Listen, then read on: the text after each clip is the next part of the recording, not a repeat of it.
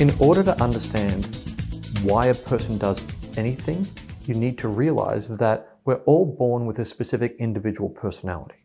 However, that's not the only defining thing that happens over the course of our life. The other thing that happens is we're in a particular environment, and that environment starts to nudge and move around what we do as an individual. So the starting point is to understand why we do anything as an individual. You might have done a variety of personality tests. Great, fantastic, it will help you on this. I'm going to show you one that's commonly used called DISC. And I like DISC because I find it very useful in talking about how the individual reacts with the group. I also find it, for this, I can do a lot with just 2 questions as opposed to a big questionnaire. So right now I'm just going to pose 2 questions for you, and from that it'll probably tell me a lot about how you tend to behave. It's not actually fully accurate to think of it as a personality, it's more in terms of how you tend to behave. Given a certain situation, how you're likely to react. So the first question is, are you more, generally speaking, outgoing or reserved? Now, it is situational. Certain situations call for you to be more outgoing, certain dial it down. Fine. But you have a default setting. Either you're naturally reserved and you make yourself outgoing in the right situation, or you're naturally more outgoing and everybody's kind of quiet, so you need to dial it down. So the question is, as your default setting, are you naturally more outgoing or naturally more reserved? The second one takes a little bit more explaining. Are you more task-oriented or are you more relationship-oriented? And to talk about this, I'm going to tell a story that happened when we were taking care of my parents-in-law's dog while my wife's parents were traveling around.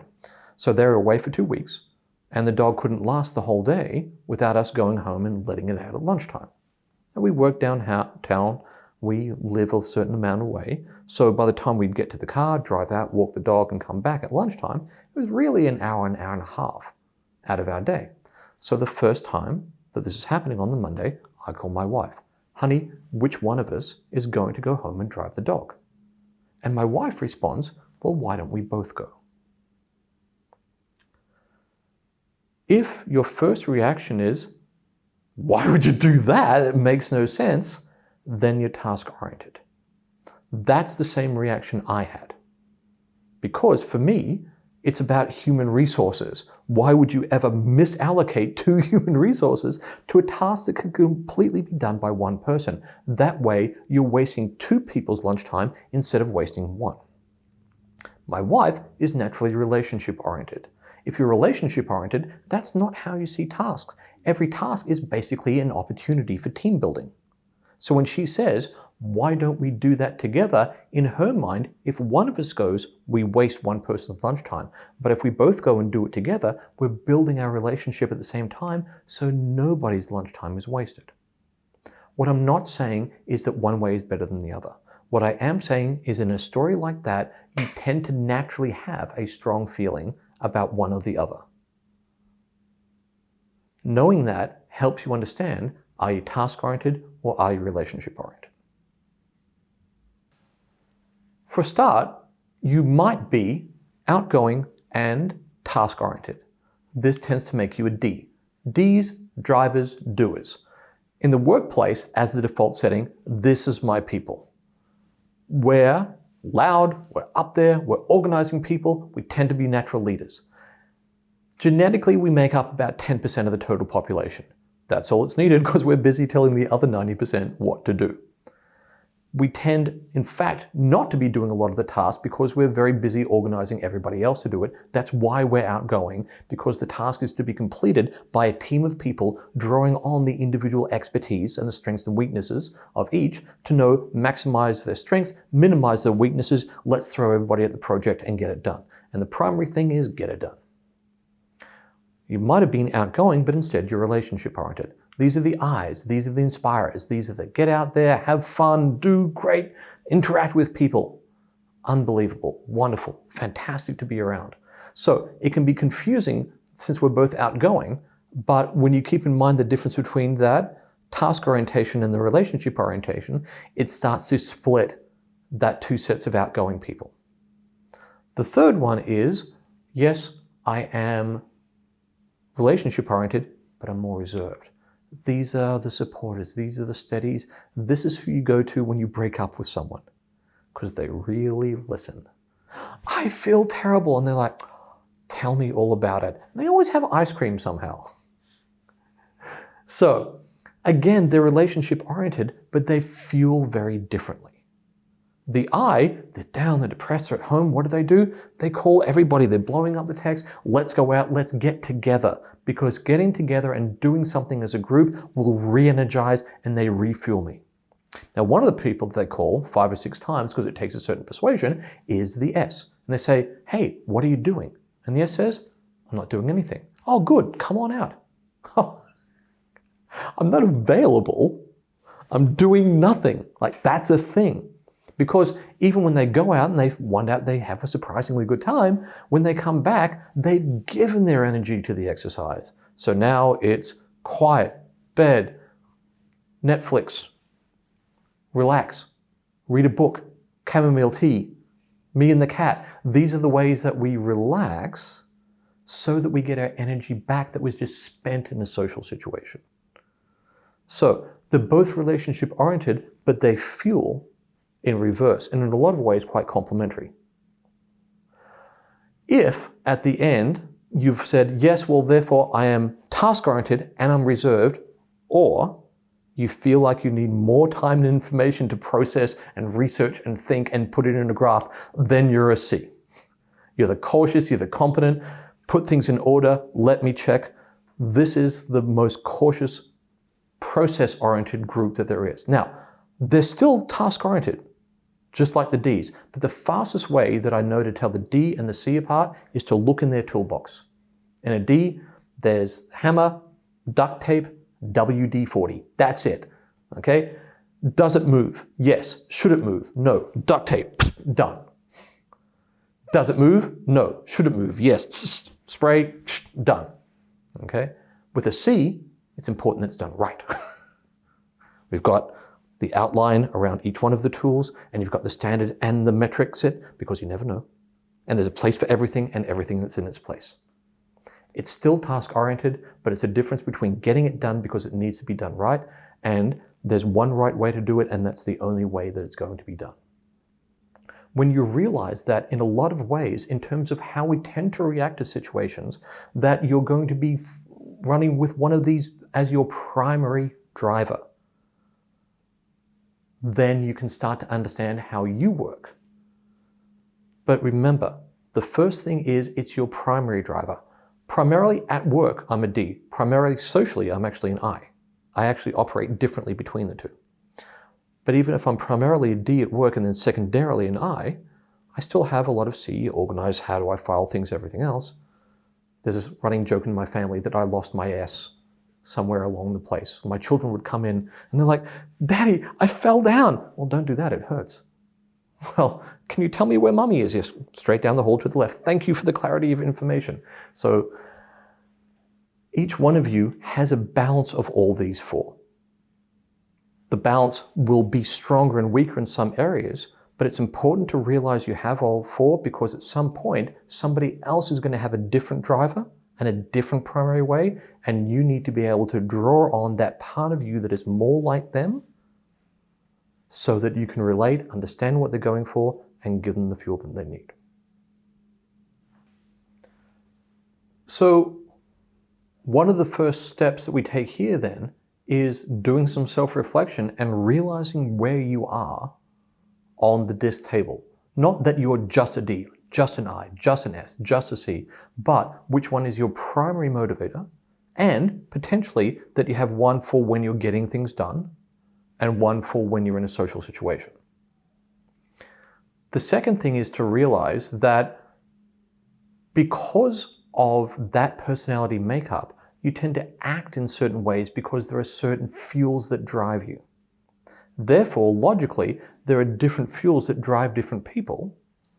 So you need to be able to do 2 things. The first is recognize what is the personality type that you're dealing with. So let's do a quick thought experiment. I want you to imagine all four, D, I, S, C, are coming up to a four-way stop sign, which just as a cultural point, four-way stop signs, very Canadian thing, doesn't exist outside of Canada.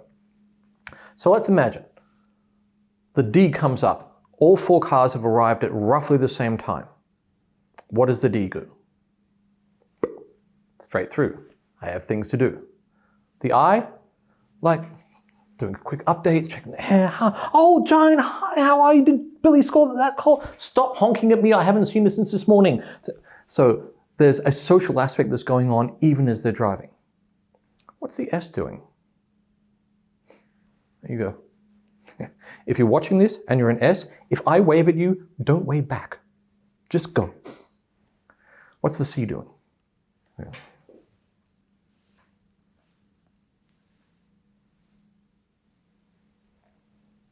I never know.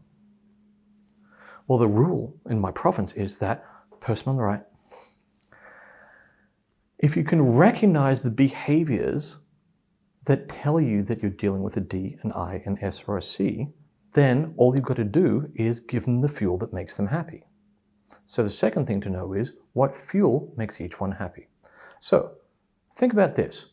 For a D, it's the end of the day. They get to the end of the day, they're having a wonderful day. Everything's gone right, they feel fantastic. What happened? They got results. They got it done. And the odd thing is, the harder it was to get it done, the better they feel because other people wouldn't have been able to handle it, and there's a sense of pride that they got done what others couldn't. D's, very difficult children to raise. We're not bad kids, and I say this as a D, we just didn't want to be raised. Sweetheart, don't do that, you'll fall down. Then I fall down. Lick blood, get up, do it again. Others fail. For the I's, at the end of the day, it's a wonderful day. I'm filled with happiness. What happened? I saw people, we got along, and I saw Doris and Jane. I'm going to see them all again tomorrow, and everything's having a wonderful time. Did you get anything done? Oh, actually, yes, accidentally we did. We put together this whole project, and it's going to be fantastic. But that was actually the secondary thing, because remember, tasks aren't just tasks. Tasks are opportunities to build relationships. S's, I get to the end of the day, I had a wonderful day. I had a fantastic day. I'm filled with all the good things of life. Why? Everybody got along. Why do people have to fight? We took care of each other. We looked out for each other. We thought about how what we're doing would affect the other people in our group. C's, remember, still task-oriented, still wants a result, but they want the right result.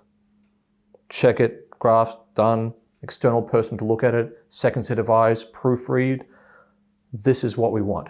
Measure twice, cut once. So if you look at that, what you realize you need to do to be successful with dealing with people who have different personality styles is to realize they have different personality styles because they're driven by different sets of values. So really, all you have to do is recognize the value and give it to them. In my environment, often my bosses are D's. What do? Subject line, action required. Approval needed. That's right in the subject line, so when they're looking through their ever-filling inbox, they know exactly what's being required for them and how time-sensitive it is. The most common response I get, yes, no, $1,000. Option B.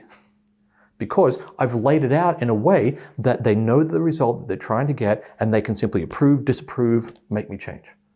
Now, if I'm dealing with an I, if it's like, okay, I want you to sit in the corner and get this done, they're going to run out of steam very, very quickly.